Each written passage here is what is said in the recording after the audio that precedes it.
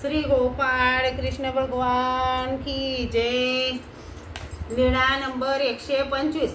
औसाची दुधासाठी पैशाची मागणी। एके दिवशी कोणता तरी सण होता। त्या दिवशी औसाला भिक्षेत पुरणपोळ्या आल्या होत्या। मग दुसऱ्या दिवशी औसाने सर्वज्ञांना विनंती केली, जी स्वामी जगन्नाथा, पुरणपोळ्या पुष्कळ आल्या आहेत, तरी दुधासाठी पैसे द्यावे जी। मग मी स्वामी जगन्नाथाच्या प्रसादाने पुरणपोळी दुधात बुडवून खाईन जी। तेव्हा बट्टोबास तिला म्हणाले, सर्वज्ञांकडे पैसे मागून दूध पोळी खातेस, त्यापेक्षा माती खा ना। औसा म्हणाली, गप्प राहा रे नागदेवा, तू कशाला आड येतोस, तुलाही देईन।